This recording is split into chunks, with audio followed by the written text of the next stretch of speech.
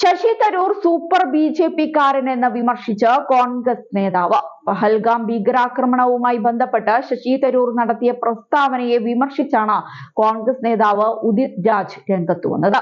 തരൂരിന് വിശ്വസ്തത കോൺഗ്രസിനോടാണോ ബിജെപിയോടാണോ എന്നും അദ്ദേഹം എടുത്തു ചോദിച്ചു. തരൂർ ഒരു സൂപ്പർ ബിജെപിക്കാരനാകാൻ ശ്രമിക്കുകയാണോ എന്നും അദ്ദേഹം ചോദിച്ചു.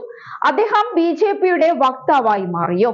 9/11 ആക്രമണത്തിന് ശേഷം അമേരിക്കയിൽ ഏത് ഭീകരാക്രമണമാണ് നടന്നത്? പാക് അധിനിവേശ കശ്മീരിനെ കുറിച്ചുള്ള ബിജെപി സർക്കാരിന്റെ പദ്ധതികളെ കുറിച്ച് തരൂർ ചോദ്യം ഉന്നയിക്കണമെന്നും ഉദിത് രാജ് ആവശ്യപ്പെട്ടു. പഹൽഗാം ഭീകരാക്രമണത്തിൽ രാജ്യത്തെ ഇന്റലിജൻസ് സംവിധാനത്തിന് വീഴ്ച പറ്റിയിട്ടുണ്ടെന്നും എന്നാൽ അതല്ല ഇപ്പോൾ ചർച്ച ചെയ്യേണ്ടതെന്നുമാണ് ശശി തരൂർ പറഞ്ഞത്. തീർച്ചയായും കുറ്റമറ്റ ഇന്റലിജൻസ് സംവിധാനം എന്ന ഒന്നില്ല, വീഴ്ചകൾ ഉണ്ടായിട്ടുണ്ട്. എന്നാൽ അതിനെപ്പറ്റി ചർച്ച ചെയ്യുന്നതിന് പകരം ശക്തമായ നടപടികളാണ് ഇപ്പോൾ വേണ്ടതെന്നും തരൂർ അഭിപ്രായപ്പെട്ടിരുന്നു. ഹമാസ് ആക്രമണത്തിൽ ഇസ്രയേലിനുണ്ടായ ഇന്റലിജൻസ് വീഴ്ച ചൂണ്ടിക്കാണിച്ചുകൊണ്ടായിരുന്നു തരൂരിന്റെ വിശദീകരണം.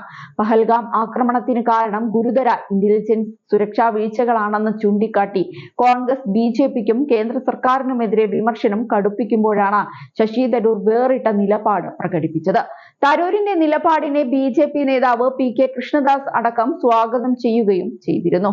എപ്പോഴും പുൽവാമയ്ക്ക് മറുപടിയായി ബാലാകോട്ടിലെ ജെയ്ഷ് എ മുഹമ്മദ് ക്യാമ്പുകൾ ആക്രമിച്ച കേന്ദ്ര സർക്കാരിന്റെ നടപടിയെ പല രീതിയിൽ വിമർശിച്ചവരാണ് കോൺഗ്രസ്. ആരെയും വധിക്കാൻ കഴിയാത്ത ബാലാകോട്ട് ആക്രമണം കൊണ്ട് വലിയ പ്രയോജനം ലഭിച്ചില്ലെന്നും അന്ന് കോൺഗ്രസ് വാദിച്ചിരുന്നു.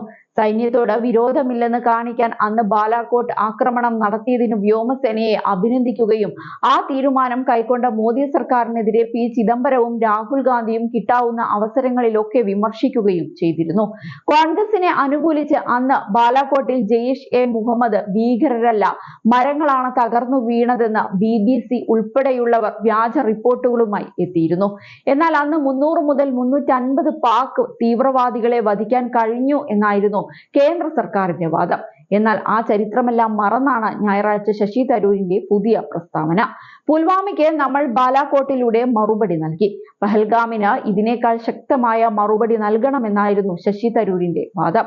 പഹൽഗാം ആക്രമണത്തിൽ രഹസ്യാന്വേഷണ ഏജൻസികളുടെ വീഴ്ചയിൽ കോൺഗ്രസിന്റെയും പ്രതിപക്ഷ പാർട്ടികളുടെയും ഭാഗത്ത് നിന്ന് വിമർശനങ്ങൾ ഉയരുന്നതിനിടെയാണ് ശശി തരൂരിന്റെ പരാമർശം ഉണ്ടാകുന്നത്.